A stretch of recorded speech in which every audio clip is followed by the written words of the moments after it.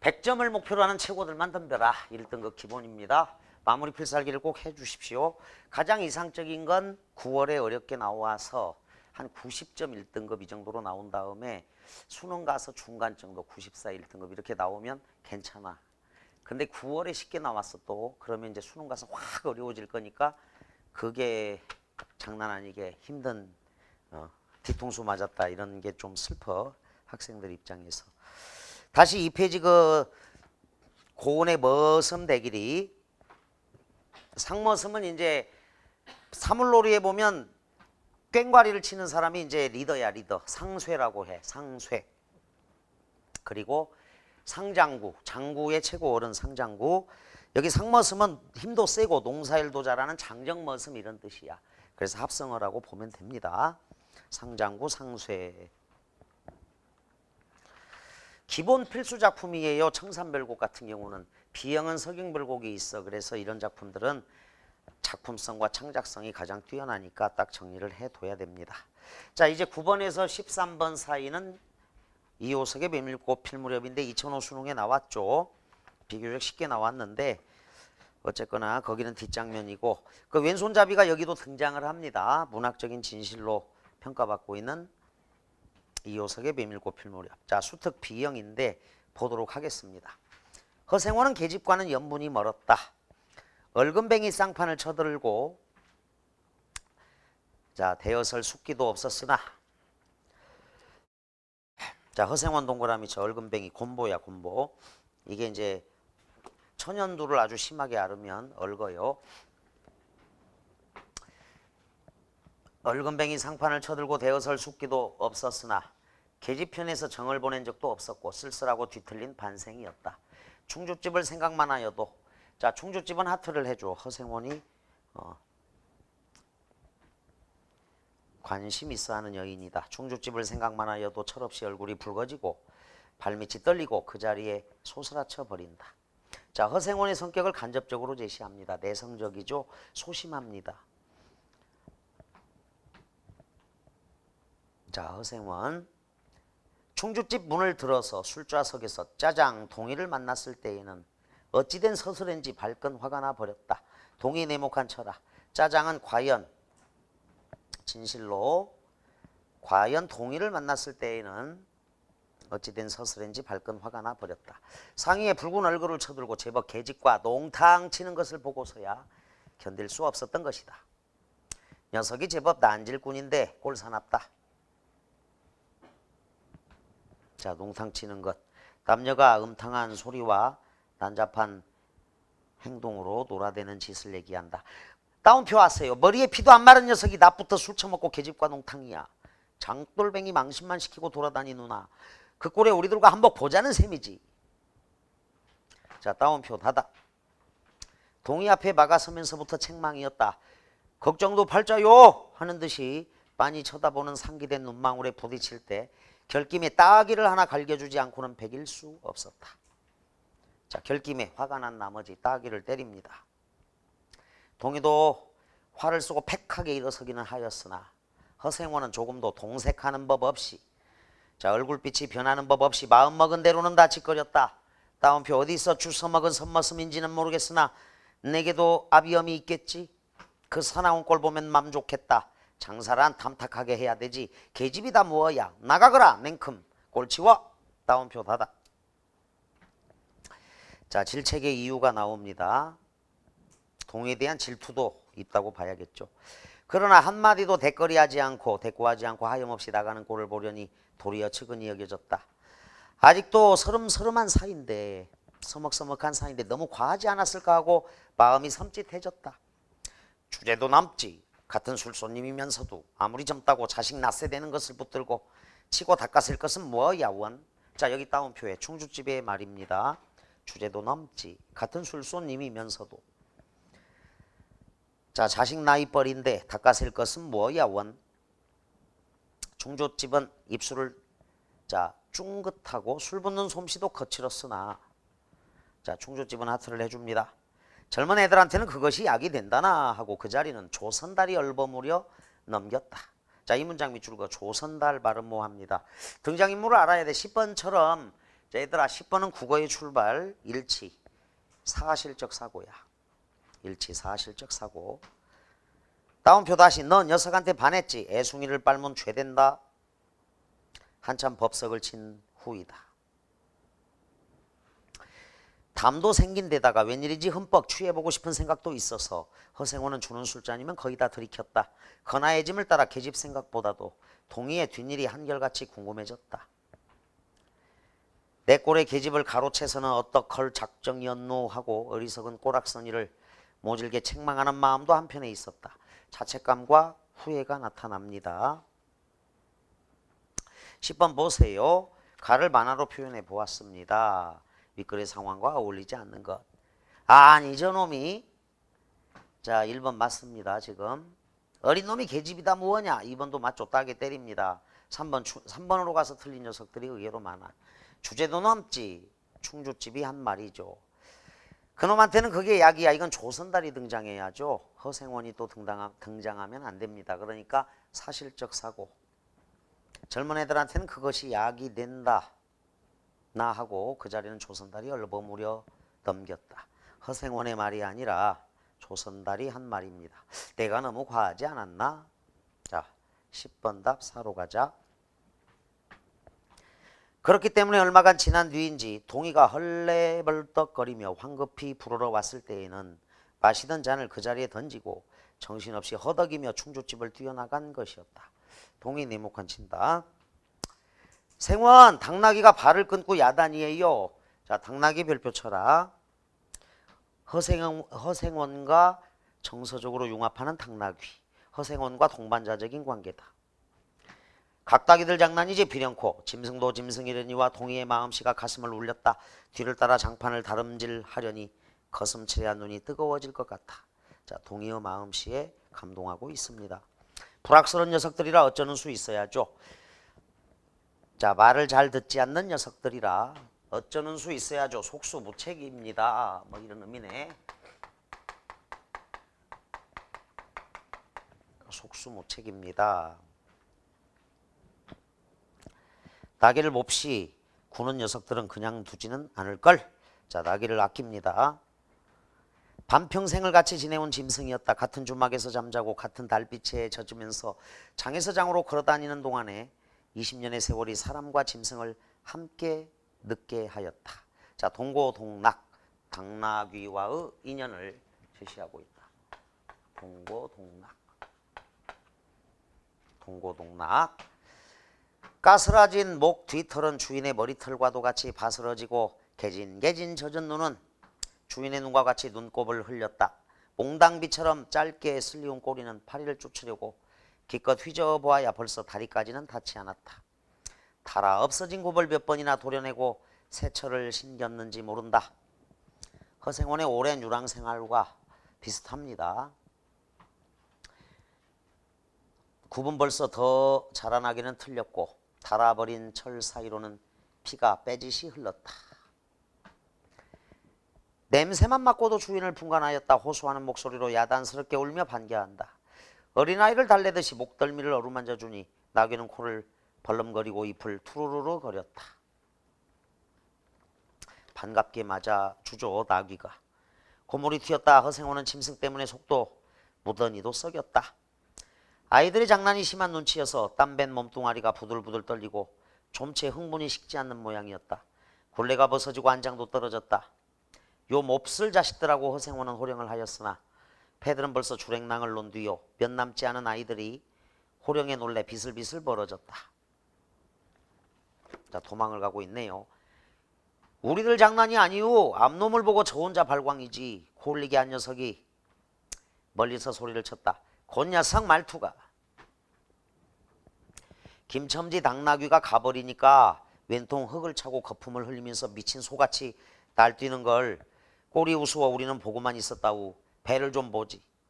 아이는 앵도라진 투로 소리를 치며 깔깔 웃었다. 앵도라지다. 자, 못마땅한 말투로 소리를 치며 깔깔 웃었다. 허생호는 모르는 열에 낯이 뜨거워졌다. 자, 허생원 동그라미. 허생원이 나귀와 자신을 동일시하고 있음이 나타납니다. 자신의 치부가 드러난 듯하여 부끄러움을 느낍니다. 무시선을 막으려는 그는 짐승의 배 앞을 가리어 서지 않으면 안 되었다. 늙은 주제에 암샘을 내는 셈이야. 저놈의 짐승이.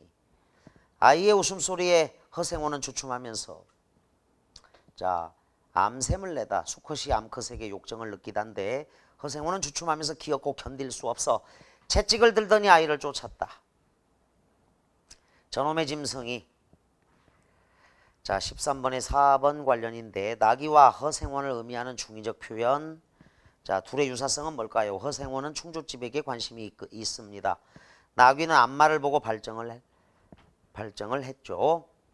쫓으려거든 쫓아보지. 왼손잡이가 사람을 때려? 자 왼손잡이 별표쳐. 여기 제시문에서는 안 중요하지만 맨 앞에 왼손잡이요 얼금뱅이인 허생원 이렇게 나오고 맨 뒤쪽에는 이제 동의의 채찍이 왼손에 들려 있었다 해서 문학적 진실로 복선 같은 거야. 조로 줄다름에 달아나는 각다귀에는 당하는 재주가 없었다. 왼손잡이는 아이 하나도 후릴 수 없다. 그만 채찍을 던졌다. 술기도 돌아 몸이 유난스럽게 화끈거렸다. 그만 떠나세. 녀석들과 어울리다가는 한이 없어. 장판의 각다귀들이란 어른보다도 더 무서운 것들인걸. 조선달과 동이는 각각 제 나귀에 안장을 얹고 짐을 싣기 시작하였다. 해가 꽤 많이 기울어진 모양이었다. 자 저녁에 떠납니다. 중략. 총각도 젊겠다. 지금이 한창 시절이렸다. 충주집에서는 그만 실수를 해서 그 꼴이 되었으나 자 기분 나쁘게 생각 말게 사과합니다. 대화를 유도해 나가고 있죠. 천만에요. 되려 부끄러워요. 계집이란 지금 웬 제격인가요? 자나깨나 어머니 생각뿐인데요. 중심하지는 어머니로 가고 있다. 허생원의 이야기로 실심해한 끝이라 동의 여조는 한풀 수그러진 것이었다. 아비엄이란 말에 가슴이 터지는 것도 같았으나 제겐 아버지가 없어요. 피부치라고는 어머니 하나뿐인걸요. 돌아가셨나? 당초부터 없어요. 태어날 때부터 아버지가 없다는 얘기야. 제시문 왼쪽에 내게도 아비엄이 있겠지. 거기서 끌어와. 제겐 아버지가 없어요. 자 이호석의 메밀꽃 필 무렵이었습니다. 9번 조그만하게 별표치고 보기는 동희가 충주집에서 나간 후 다시 돌아왔을 때까지의 일을 상상하여 쓴 학생의 글이다. 사건의 흐름으로 보아 적절한 내용으로 볼 수 없는 것. 자 이건 3인칭 전지적 작가 시점이라고 정리합니다. 3인칭 전지적 작가 시점이고 동희는 충주집을 나와 생각에 잠겨 텅 빈 장터를 혼자 맴돌았다. 내게도 아비엄이 있겠지란 허생원의 말이 뇌리를 떠나지 않았다. 문득 홀몸으로 자신을 키워주신 어머니의 얼굴이 떠올랐다. 자, 홀몸의 홀은 자 홀로 된 몸이야. 홀로 된 몸이고 혼몸의 홀은 임신하지 아니한 몸 이렇게 생각하면 돼. 혼몸, 호적삼, 호디불, 혼문장. 주어 서술어가 딱 하나만 있는 문장이야. 홀몸으로 자신을 키워주신 어머니의 얼굴이 떠올랐다. 불쌍한 어머니. 그래 내가 이렇게 술이나 먹고 다녀서는 안 되지. 그는 마음을 다잡았다. 자 뒷 대화에서 알 수 있죠. 마음을 고쳐먹고 돈을 벌기는 해야겠지만 장돌뱅이 생활에 대한 회의를 떨치기는 힘들었다. 자 장돌뱅이 생활에 대한 회의는 없습니다. 다시 허생원의 말이 귓전을 맴돌았다. 홀어머니 밑에서 아버지의 정을 모르고 자랐기에 허생원의 호된 꾸지람이 오히려 고맙기까지 했다. 피부치라고는 어머니 하나뿐인걸요. 그 때문인지 몰라도 조금 전 충주집에서 허생원에게 무례하게 굴었던 것이 미안했다. 되려 부끄러워요. 동해 여조는 한풀 수그러진 것이었다. 자 아버지라는 존재가 없어서 아버지 뻘 되시는 분한테 이제 따기도 맞고 고중을 들었는데 그게 또 반가운 느낌이 들 때도 있죠. 바로 그때 허생원의 나귀가 동네 아이들의 놀림을 받으며 발버둥을 치는 소리가 들렸다. 달려가 아이들을 쫓아보았으나 혼자 힘으로는 어쩌지 못했다. 동이는 급히 충주집을 향해 달리기 시작했다. 자 9번 답은 3, 10번에 4, 11번 각다귀들에 대한 설명으로 적절한 것. 인물들이 허생원과 동이가 화해할 수 있는 계기가 되고 있다. 이거죠. 딱 1번입니다. 각다귀들이 허생원의 나귀를 괴롭히는 것을 본 동이가 헐레벌떡 허생원에게 알렸죠. 서먹해진 사이에서 자연스럽게 말할 수 있는 계기가 되었고 허생호는 동희에게 고마움을 느낍니다. 이 불행한 사건이 발생할 것임을 암시한다. 불행한 사건 X합니다. 관련이 없어요. 1호관 녀석들이 좀 있는데 당시에 긴박한 각박한 세태도 X합니다. 당시에 각박한 세태를 알 수 없죠. 장터의 이 각다기들은 어느 장터나 있다고 봐야겠죠. 4. 인물에 대한 서술자의 태도 변화 없습니다. 작품의 배경이 되는 계절의 변화도 관련성이 전혀 없네. 불행한 사건이 일어나지 않았습니다. 뒤에 나와 있지 않죠. 12번 기억에 담겨있는 허생원의 심정을 표현한 말로 적절하지 않은 것. 가슴이 아팠다. 가슴이 저렸다. 가슴이 뜨끔했다. 자, 몹시 놀라서 양심의 가책을 느끼다가 가슴이 뜨끔했다야.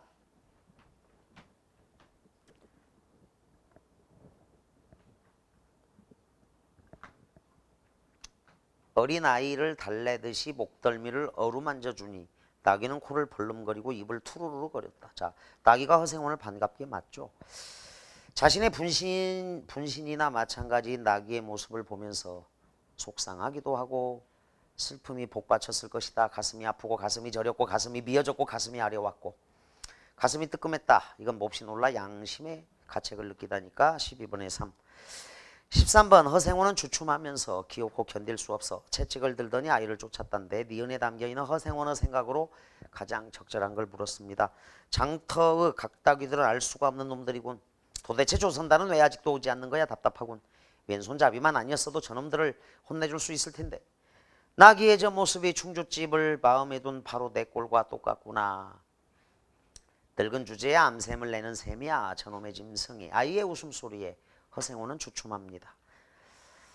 자, 술집에서 늙은 자신이 충주집을 마음에 둔 것에 대해 부끄러움을 느끼던 허생원이 나귀의 모습에서 자신을 발견했다. 이렇게 봐야겠죠. 4번. 이 나이 되도록 장돌뱅이 삶을 벗어나지 못한 내 신세가 처량하다. X합니다. 디은에 담긴 허생원의 생각은 4번. 자, 그래서 이게 이제 구조적으로 보면 가장 뛰어난 소설 중에 하나야. 비밀꽃 필 무렵도 한 번 더 나올 수 있습니다. 제일남의 흐르는 북도 나왔습니다. 이번 1506 B형에 나왔듯이 요건 2005 수능 때 다시 또 나올 수 있다 생각하고 대비를 하자. 2005 수능도 풀어보는 게 좋겠다. 자, 이제 14번에서 16번인데 14, 15, 16을 여러분들은 잘 풀었습니다. 근데 어려움을 느끼는 학생들도 있어. 후설의 현상학이다. 다음 글을 읽고 물음에 답하시오. A, B 공통이라고 생각하고 봅니다. 보지 않고서는 믿을 수 없다는 생각은 흔히 우리의 일상적인 사고와 행위에서 포기할 수 없는 진리의 척도로 인식되어 왔다. 자, 여기다가 이렇게 적어도 2014학년도야 1306 B형에 본질주의, 반본질주의가 나와. 본질이란 존재하지 않는다. 자, 반본질주의. 그런데 또 요 내용이 그대로 또 1309 A형에, 그러니까 이제 A형 학생들도 평가원하고 수능만큼은 이렇게 B형을 푸는 게 훨씬 좋아. 그대로 녹아 들어가서 반영이 되거든. 철학 제시문입니다. 보지 않고서는 믿을 수 없다는 생각은 흔히 우리의 일상적인 사고와 행위에서 포기할 수 없는 진리의 척도로 인식되어 왔다. 이런 인식을 철학적인 사고방식으로 받아들인 대표적인 유파가 실증주의이다. 실증주의자들은 눈으로 본다는 것, 즉 의식이라는 것을 당연하고 확실한 것으로 여긴다. 자, 실증주의 네모칸 쳐. 그 다음에 이제 후설이 존재하죠. 후설. 의식이라는 것을 당연하고 확실한 것으로 여긴다. 그것은 실증주의가 의식 주체와 의식 대상을 칼로 자르듯이 완전히 분리하기 때문에 가능하다. 14번의 1번 선택지의 근거야. 나는 주체이고 사물은 대상일 뿐이다. 주체와 대상 사이에는 결코 넘을 수 없는 유리벽이 있다. 유리벽입니다. 자, 나는 주체고, 자, 거기 나는 주체이고 사물은 대상일 뿐이야. 대상일 뿐이다.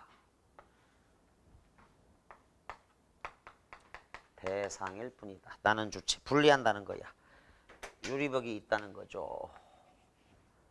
주체, 사물은 대상일 뿐이다. 자, 원뿔을 그려놨는데 유리벽이 있어요. 주체인 나는 이 유리벽 너머로 대상을 관찰하고 의식한다. 자, 1문 나는 실증주의적 사고에 대해서. 그러나 세목골 철학, 후설이라는 철학자는 이러한 실증주의적 사고방식에 근본적으로 의문을 제기한다. 실증주의에서는 의식이 외부의 대상이 독립적으로 존재하는 것을 당연하게 여깁니다. 의식의 외부에 실증주의에서는 의식의 외부의 대상이 독립적으로 존재하는 것을 당연하게 여기지요. 14번의 1번 관련이야. 그러나 세목골 치고 누구의 눈에든 똑같이 보이는 외부 대상이란 없다. 가장 명확한 외부 대상인 일반 사물조차 의식과 전혀 별도로 존재하는 것이 아니다. 예컨대 원뿔은 형태가 명확한 도형이므로 누구의 눈에든 똑같이 보이리라고 생각하기 쉽다. 자, 뒷받침 사례를 봐. 그러나 원뿔을 밑에서 보면 원이고 옆에서 보면 삼각형이다. 그러므로 한쪽 면에서만 바라볼 수밖에 없다면 한 사람은 원뿔이 원이라고 우길 것이고 다른 사람은 삼각형이라고 우길 것입니다. 자, 실증주의적 사고에 대한 후설의 문제제기야. 후설에 따르면 의식은 그 자체로 독립적으로 존재하는 것이 아니다. 밑줄을 긋습니다. 14번에 3번 관련인데 실증주의에서 당연시하는 것에 대해 현상학은 후설은 문제를 제기한 겁니다. 이 문단 후설의 문제제기. 실증주의에서는 의식을 외부 대상과 마찬가지로 고정된 실체처럼 취급했습니다. 의식 네모칸. 그러나 의식의 존재 방식은 외부 대상과는 전혀 다릅니다. 의식은 항상 무엇에 대한 의식이죠. 자, 무엇에 대한 의식이다.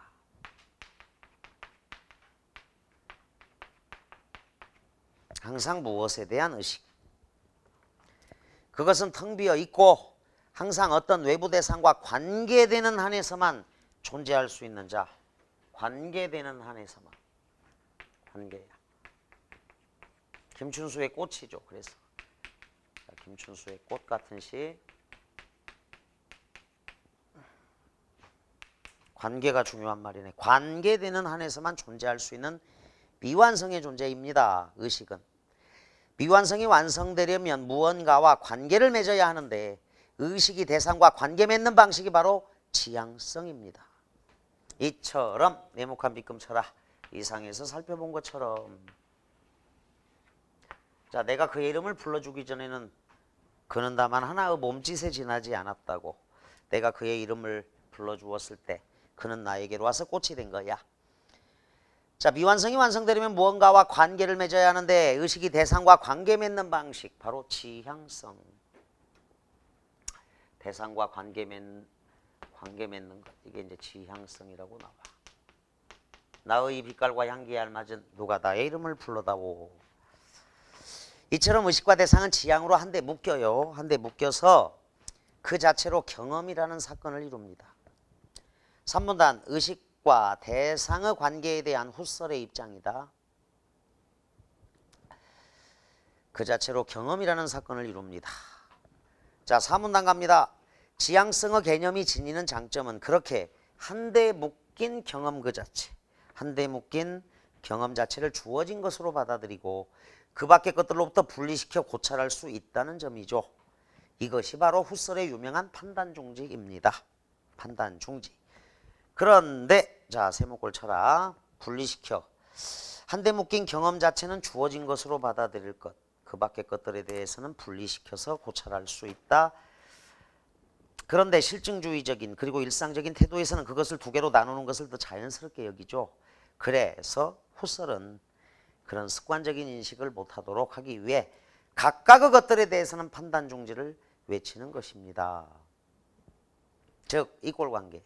후설은 사물의 본질은 의식 바깥의 사물에서 찾는 것이 아니라, 자, A가 아니라 B야. 쭉 비줄. 의식 안에 사물을 그대로 두는 방법으로 찾아야 한다고 제안을 했습니다. 자, 4문단 후설의 판단중지 개념이죠.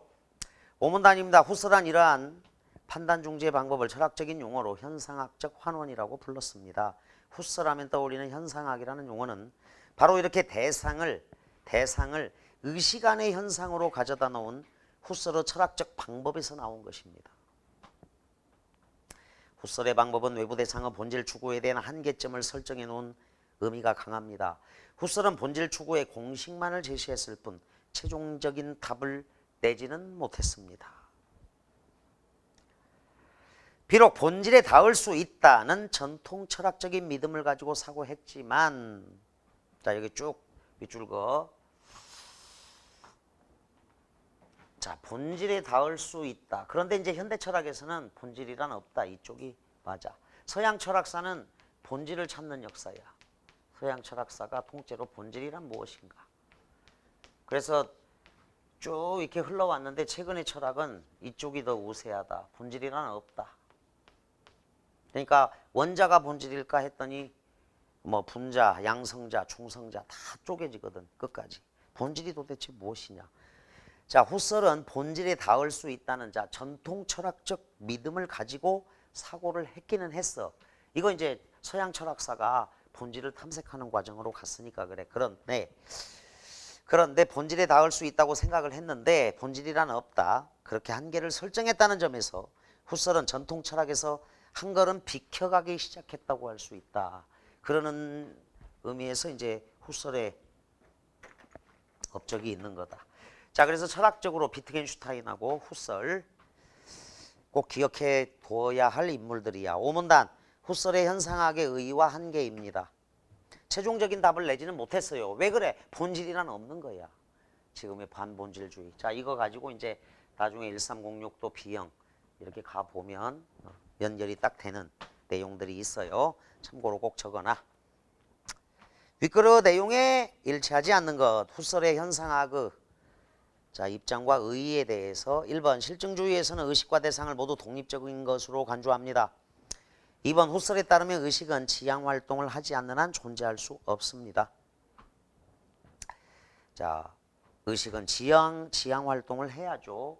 무엇에 대한 의식이야. 요게 이제 지향성 이렇게 간다. 실증주의에서 당연시하는 것에 대해 현상학은 문제를 제기했습니다. 문제 제기. 인간은 사물의 본질을 절대 인식할 수 없다는 전제 X해. 자 오문단에서 본질에 닿을 수 있다는 전통 철학적인 믿음을 가지고 사고했다고 나와요. 4번 정답. 후설은 사물의 본질은 의식 바깥의 사물에서 찾는 것이 아닙니다. 의식 안에 사물을 그대로 두는 방법으로 찾아야 한다고 제안을 했다는 거죠. 4번 답이네. 현상학은 누구에게나 똑같이 보이는 외부 대상이 없다는 사실을 바탕으로 합니다. 그래서 이 원뿔 밑에서 보는 사람은 이걸 원으로 판단할 것이고 원으로 정면에서 보는 사람은 삼각형이다. 우리가 이제 어떤 그 일상에서 겪는 일들도 부분만 보고 판단을 하는 경향이 강하니까 이런 현상은 일상적으로도 일어날 수 있다. 자 그래서 14번 답을 4로 하자. 괜히 그냥 철학하면 어렵다고 느끼는 학생들이 틀리는 거야. 자 A형 학생들도 철학이 어려운 건 아니니까 제시문에 근거해서 답을 꼭 찾도록 합니다. 14번에서 15번 보기에 대해 기억의 방법으로 반응한 것. 자 현상학적 환원인데 판단 중지의 방법. 의식과 대상을 이원적으로 구분하려는 실증주의적 태도는 멈춰야 한다. 잘못되었다. 의식과 대상은 지향으로 한데 묶여서 그 자체로 경험이라는 사건을 이룬다. 부부싸움을 비롯한 모든 부부관계는 다음과 같은 두 가지 양상이 합쳐진 결과물이다. 만약에 남편을 의식이라고 한다면 아내는 대상이고요. 아내를 의식이라고 한다면 남편이 대상이 됩니다. 1. 부부싸움의 원인을 밝히기 위해서는 해당 사건뿐만 아니라 기존에 있었던 사건을 총체적으로 고려해야 합니다. 대하소설 작가가 아마 이렇게 생각할 거야. 총체적인 접근, 대하소설 작가. 이 부부싸움의 원인을 밝히기 위해서는 남편의 입장과 아내의 입장을 번갈아가며 역지사지할 수 있어야 합니다. 자, 공자님 말씀이죠. 역지사지. 3. 부부싸움의 원인을 밝히기 위해서는 남편의 고유한 성격과 아내의 고유한 성격이 무엇인지부터 연구해야 한다. 아마 이혼 전문 변호사 또는 결혼 주선자들이 생각할 수 있는 문제겠다. 4. 부부싸움의 원인을 밝히기 위해서는 남편과 아내가 소통하고 관계, 별표쳐, 소통하고 관계 맺는. 자, 소통하고 관계 맺는 경험 자체를 들여다봐야 한다. 현상학자죠. 분리가 아니라 서로 소통하고 관계 맺는 경험 자체를 봐야 한다. 4번 답이네. 부부싸움의 원인을 밝히기 위해서 남편과 아내의 삶의 과정이 각각 어떠했는지 그 성장 과정을 들여다봐야 한다. 아마 전기 작가가 했음직한 이야기인데 얘들아 1, 2, 3, 5가 틀렸다는 건 아니야. 나름대로 다 의미가 있죠. 그런데 지금 기억의 방법으로 반응한 것을 골라라 이랬으니까 4로 가야 돼. 부부싸움의 원인을 밝히는 방법이 1, 2, 3, 5가 틀렸다고 말할 수는 없어요. 현상학자 입장에서. 자 16번 문제 여러분들은 뭐 1분 30초 2분 안에 이 문제를 풀었겠지만 출제자는 막 몇 시간 고생해서 낸 문제들이야. 16번입니다. 16번. 오늘 다 할 수 있겠다. 이게 좀 앞에가 쉬워서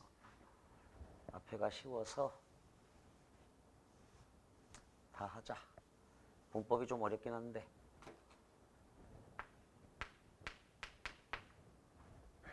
이 20번까지 가야겠다. 어두운 방 안엔 밝은 숯불이 피고 자 색채 대비가 있죠. 외로이 늙으신 할머니가 애처로이 잦아든 어린 목숨을 지키고 계시었다. 어린 시절의 화자야 이윽고 눈 세목을 치고 아버지가 약을 가지고 돌아오셨다. 산수유 열매네. 아 영탄법. 아버지가 눈을 헤치고 따오신 그 붉은 산수유 열매 동그라미 쳐라. 아버지의 헌신적인 사랑이야. 나는 한 마리 어린 짐승 연약한 자기 존재야. 젊은 아버지의 서늘한 옷자락에 열로 상기한 볼을 말없이 부비는 것이었다. 요거는 이제 2010년 6월 평가원에 나왔던 작품입니다. 김종길 선생님의 뭐 고고 성탄제 잘 알고 있죠. 고거는 07년에 나왔는데 작년 9월 평가원 1409 B형에도 나왔다. 젊은 아버지의 서늘한 옷자락에 열로 상기한 볼을 말없이 부비는 것이었다.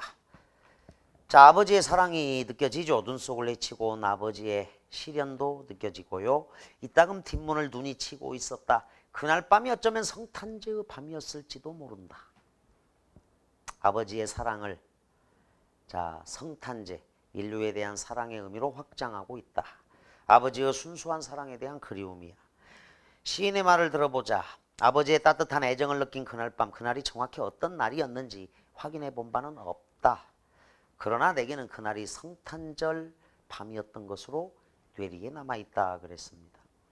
오른쪽에 피카소의 꿈이라는 그림. 자 입체파 화가야. 입체파. 자 화가의 말은 인물의 앞모습만으로 그 인물의 총체적 모습을 알 수는 없으므로 같은 화면 안에 옆모습과 뒷모습까지 하나의 화폭에 그려넣었다. 그것이 대상에 대한 자 올바르고 사실적인 인식이라고 믿는다. 1번 성탄제는 화자의 의식이 아버지가 산수유를 따온 그날의 지향성을 보이고 있습니다. 지향성을 보이면서 관계를 맺는 현상을 담은 작품입니다. 맞다. 관계 별표 쳐라. 의식은 항상 무엇에 대한 의식이야? 의식과 대상이 관계 맺는 방식이 지향성이다. 자 3번으로 연결해. 성탄제에서 A는 화자의 의식 안의 현상이죠. A는 그날 밤이 어쩌면 성탄제의 밤이었을지도 모른다. 그날 밤 자체가 실제 성탄절이었는지의 여부를 따지는 것은 무의미합니다. 봤죠? 그것에 대해 판단 종지를 해야 합니다. 자 후설은 사물의 본질은 의식 바깥의 사물에서 찾는 것이 아니라 의식 안에 사물을 그대로 두는 방법으로 찾아야 한다고 제안을 했어. 성탄제의 밤이었을지도 모른다라고 느낀 거죠. 1,3 묶어서 5번으로 화살표를 하고 2번 가봐. 꿈의 작가가 비처럼 말한 것은 주체가 어디에서 대상을 보느냐에 따라 대상의 모습이 달라짐을 인식했기 때문일 것입니다. 누구의 눈에든 똑같이 보이는 외부 대상이란 없어요. 2번에서 4로 연결. 원뿔 같은 간단한 사물도 보는 방향에 따라 실체가 불분명해졌듯이 꿈의 작가도 앞모습만으로는 대상의 본질을 전달하기가 어려웠을 거야. 자 원뿔을 원으로 볼 것이냐 삼각형으로 볼 것이냐. 2, 4 묶어서 역시 5번으로 화살표를 하고 5번 보자. 성탄제를 읽으며 화자가 옛일을 떠올리는 경험 자체를 주어진 사건으로 받아들여야 하며 여기까지 맞아. 그 사건의 본질에 대해서 판단을 중지해야 한다. X합니다. 얘들아 본질을 탐구하기 위해서 판단 중지하는 거야. 결국은 의식과 대상을 구분짓는 태도 거기에 대해서 판단 중지라고 정리하고 의식과 대상을 구분짓는 태도에 대해서 판단 중재하라. 그리고 오문단에 가보면 본질에 닿을 수 있다는 전통 철학적인 믿음을 가지고 사고했어요. 그러니까 본질을 찾기 위해서 판단 중지를 한 거지 본질에 대해서 판단 중지 이건 틀렸다. 자 16번 답 O다. 자 다음 AB 공통 문법으로 가자. 20번까지 확장하겠습니다. 좀 어렵긴 한데 자 17번이 이제 AB 공통인데 요거는 좀 고약하게 나왔다. 이 수능 국어에서는 이렇게 어렵게 안 나와. 기억 실패의 실이 잘 감기지 않았다. 자 피동접사 사동접사 기는 된소리로 발음하지 않아요. 원래 실패의 실이 잘 감기지 않았다 이렇게 의도적으로 힘들게 발음할 필요가 없거든. 발음은 편안하게. 형은 지금 군대에서 7년대 소속이다. 자 7년대 7 플러스 연대 니냐녀 뇨뇨. 자 니은 첨가 현상이 있어요. 여기 있다. 적자. 숫자가 쓰여서 자 이렇게 써야 돼. 숫자 7을 7로 바꿔야 돼. 자 니은 첨가 현상이야. 합성어나 파생어에서 자 앞단어나 접두사의 끝이 자음입니다. 그리고 연대 뒤 단어나 전미사의 첫 음절이 이야 여요 유. 자 연대니까 여가 있죠. 이 경우 니은을 첨가하여 니냐녀 뇨뉴. 그래서 7연대가 되었다. 여기 이제 니은 첨가 현상이에요. 그 다음에 이제 유음화가 일어나요. 7연대 유음화가 일어난다. 해설지를 꺼내. 요거는 해설지를 보는 게 너희들한테 아주 좋아. 해설지 아주 자세하게 넣어놨어. 자 그래서 이거는 이응은 음가가 없는데 니은 첨가. 자 그리고 유음화 현상이다.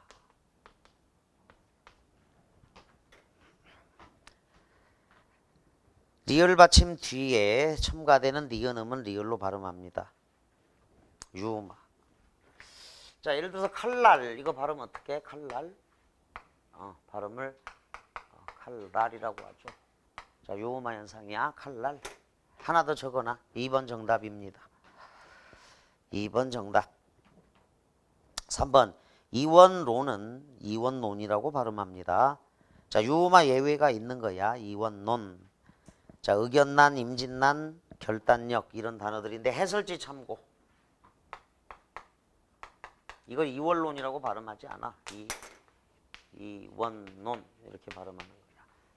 임진왜란을 임진난이라고 하죠. 임진난. 이거를 임진난이라고 발음하게 되어 있어. 이걸 임질난이라고 발음하면 이상하잖아. 임질난. 무슨 성병 이름 같기도 하고 임질난. 임진난 이렇게 적어도 임진난, 의견난. 유음화 예외 규정이 있는데 해설지 참고해. 이원론이다. 이원론이라고 발음한다면 임질난이라고 발음해야 되는 거예요. 자 지읒을입니다. 지읒을. 실제 발음을 반영합니다. 그래서 요거 지읒을이나 디귿이 이게 디귿이도 디귿이 이렇게 발음하지 않아. 디귿이 이렇게 적어도 해설지 참고해. 디귿이 지읒을 실제 발음을 반영한다. 디귿이 지읒을이야. 자 끝을은 연음현상이야. 끝을이라고 발음하지 않습니다. 끝을. 을의 이응이 음가가 없기 때문에 그냥 연음현상에 의거해서 끝을이야. 끝을. 자 17번이 가장 어려운 문제인데 7년대 니은첨과 7년대 유음화 니은첨과 유음화. 그 다음 이원론 임진난 조심하고 그 지읒을 이렇게 발음하지 않아. 연음현상이 아니라 지읒을이나 디귿이 지읒을 디귿이 요 경우는 따로 규정이 있어. 그래서 해설지를 꼭 참고해. 이거는 그러니까 경찰대 문제는 이런 문제들이 나와. 경찰대는 문법 때문에 떨어지고 붙고 이래. 무려 화법 작문 잘 안 나온다고. 화법 이런 거는 그냥 문법만 11문제인데 그 경찰대 출신들이 그 사건 조서를 작성해야 되잖아. 판사가 볼 거, 검사가 볼 거, 뭐 그런 거. 그래서 정확한 표현, 문법이 굉장히 중요해요. 경찰대 시험지가 발표됐던 게 2006년도부터인데 그전에는 발표가 안 됐었고 2006학년도부터 지금까지 보면 문법은 10문제가 항상 더 출제가 돼서 힘들어. 자, 17번은 2번으로 해두고 감기지, 이원논, 지읒을, 끝을 그리고 해설지를 꼭 참고해 준다. 18번도 별표 치는데 조사는 그 기능과 의미에 따라 격조사, 보조사, 접속조사 등으로 분류할 수 있어요. 격조사는 결합하는 체언이 문장 안에서 일정한 자격을 가지도록 문법적 관계를 표시하는 조사입니다. 문장에서 격조사의 쓰임은 다음과 같은 예에서 확인할 수 있죠. 우리 형은 대학생이다의 이다. 서술격조사야. 선생님께서 책을 읽어주신다의 께서 주격조사죠. 신이시여 혹격조사야. 저를 도와주소서에서 이시여. 학교로 가는 길에 친구를 만났다. 자, 부사격조사죠. 학교로 움직임의 경로야. 학교로 가는 길에 친구를 만났다 해서 로. 누나는 개나리를 좋아한다. 그리고 누나는 진달래를 좋아한다. 자, 두 문장으로 나눌 수 있다. 이게 접속조사야. 자, 평가원에도 나왔습니다. 자, 격조사, 접속조사. 두 문장으로 나눌 수 있는 게 접속조사야. 그 다음에 이제 보조사. 보조사와 격조사와 접속조사 구별하는 문제가 평가원에 나왔다. 어쨌거나 5번은 접속조사니까 둘 이상의 사물을 같은 자격으로 이어주고 두 문장으로 나눌 수 있다. 이렇게 정리해. 19번도 별표. 보기의 자료를 읽고 탐구한 것으로 적절하지 않은 것 그랬는데 보조 용어는 띄었음을 원칙으로 합니다. 경우에 따라 붙였음도 허용하지요. 기억을 원칙으로 하고 니은을 허용하는데 불이 꺼져간다. 자, 이게 고우의 뜻이 아니잖아. 꺼져간다 붙여도 돼. 내 힘으로 막아내다. 막아내다. 막아낸다. 제출하다 뜻이 아니야. 내다가. 다만 앞말에 조사가 붙는 경우가 있어. 다만 앞말에 조사가 붙거나 그 5번 선택지를 잠깐 보세요.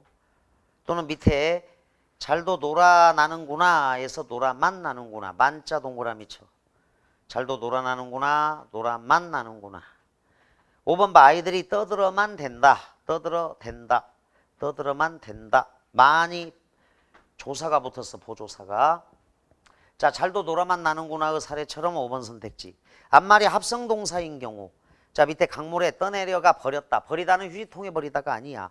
그런데 뜨다 내리다 가다 합성동사죠. 합성동사야. 자, 1번 선택지를 보면 밀어내 버렸다. 밀다 내다야.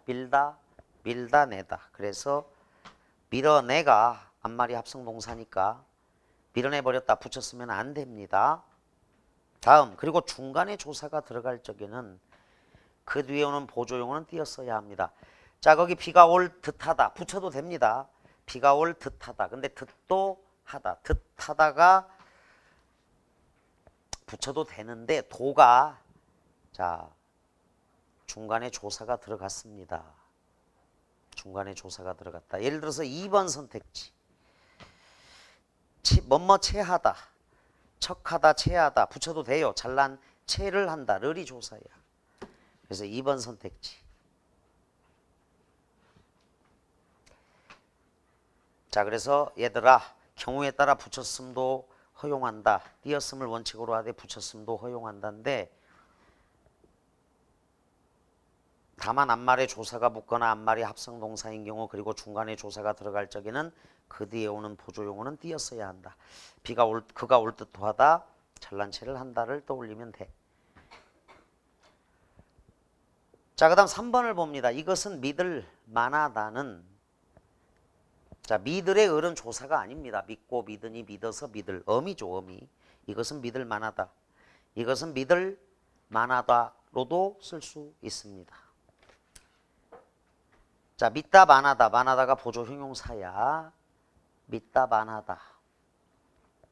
어떤 대상이 앞말이 뜻하는 행동을 할 타당한 이유를 가질 정도로 가치가 있다. 믿을 만하다는 붙여도 됩니다. 정답이 4번이네. 어머니를 도와드렸다는 어머니를 도와드렸다로 쓸 수 있습니다. 자, 본용은 돕다, 보조용은 드리다인데 기부의 뜻이 자 아니죠. 자, 선물을 주다 이런 뜻이 아니고 본용은 돕다, 보조용은 들이다. 자, 19번은 찢어버렸다. 붙여도 되고요. 버렸다. 휴지통에 버렸다 뜻이 아니야. 찢어버렸다. 띄어도 됩니다. 여기서는 이제 버렸다가 보조용언으로 종결 완료를 나타내. 찢는 동작을 종결했다, 완료했다야. 그런데 만약에 찢어서 버렸다 이렇게 나오면, 자, 작년 9월 평가원에 나왔어. 작년에 6월 평가원이구나. 1406 평가원에 아서, 어서 이럴 경우 찢어서 버렸다는 휴지통에 버렸다는 뜻이야. 따라서 이건 본용원, 본용원이다. 본용원, 본용원이다. 반드시 띄어야 되는 거야.